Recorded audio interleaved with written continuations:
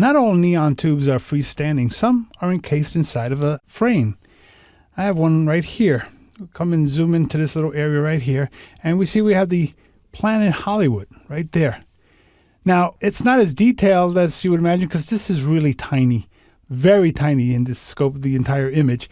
But I always work at a higher resolution and much larger than I need so I can get as much detail as possible. So when it rasterizes down to the final size, it's going to look fairly sharp. Here's the actual sign that was created right here.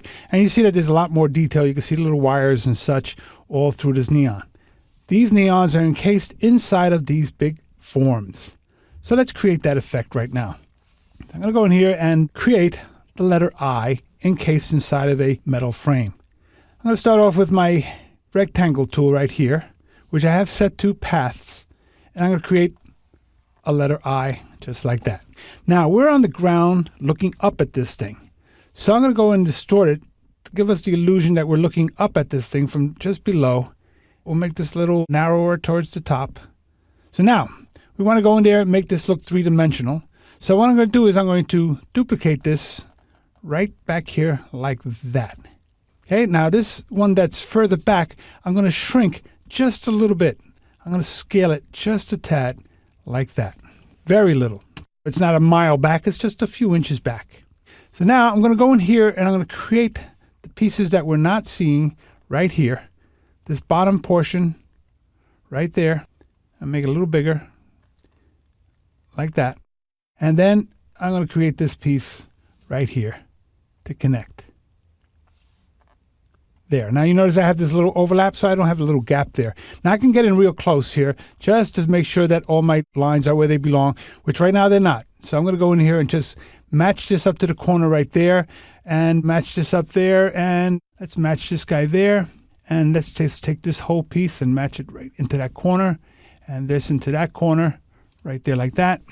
Come up to the top and we'll match these up. We'll match this to this corner here and match that up there. So now we're good. All our vectors are in place. So now we're going to start to create this metal frame.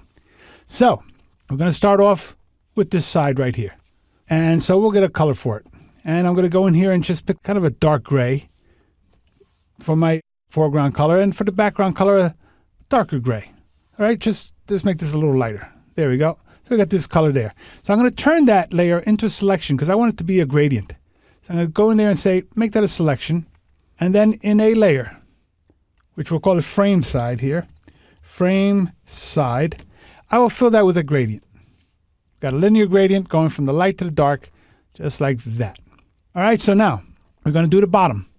So I'm going to create a layer behind this one, and we'll call it frame bottom.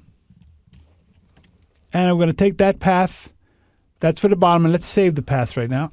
I'll take this frame down here, and I'm going to turn that into a selection and create a little gradient down there, right below like that.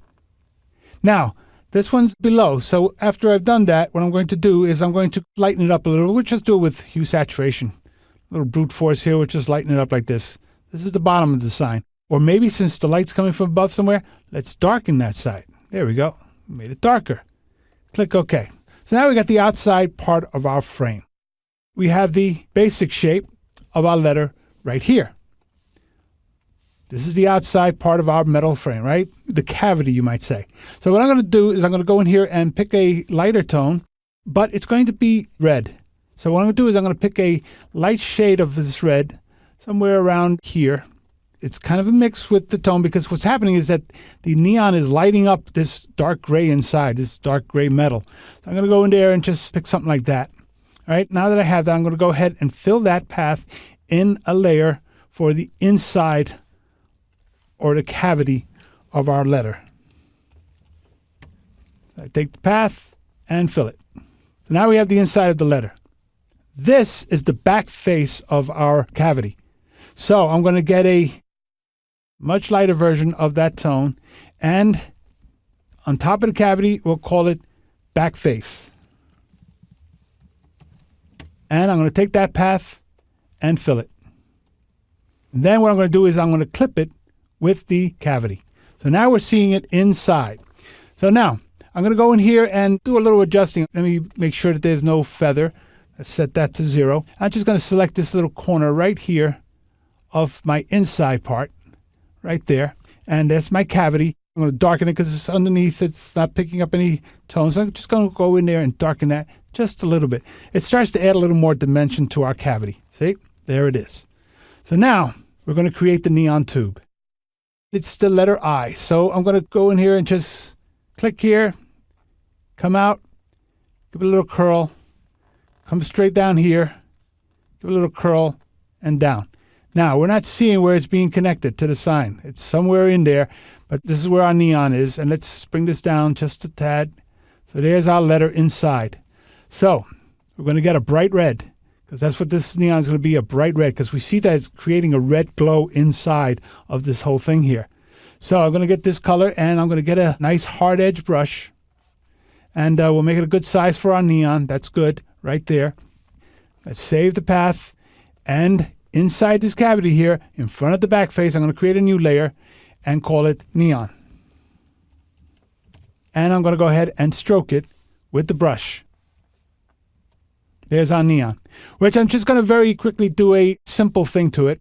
And my opacity was lowered a little. It's okay. We can leave it that way. I'm just going to give this a little color by just adding some red to it. So I'm just going to do it as a layer style. So I'm going to go in there and go to here, and we'll add a little inner glow, just like that. So we have a little kind of an effect there. So that's good enough right there. I click OK, and I clip that with the rest. And see how now it's automatically encased inside of our whole thing there. Now, the frame itself, right now it's real thin. It needs to be a little thicker. Let's get our paintbrush, and we're going to get a much lighter color, because this is a metal sign there. I'm going to get a very light color like that, and we'll make the size very small, about like that. And then on top of this whole thing, I'm going to say, make this the outer edge. And I'm going to take my path, and I'm going to take that outer path right there. And with the brush, I'm going to stroke it right there. And again, I've got that opacity lowered. Let's bring that back up. Okay, so now I'm going to go in there and select that outer path and stroke it. And then I'm going to take my layers and make sure that one's clipped inside there as well. And there we see that we have this nice little neon encased inside of the shape. You can also then put the connectors back here where it's connected into the sign. You'll see a little piece of it down here. But there we see that we have a neon encased inside of an actual frame.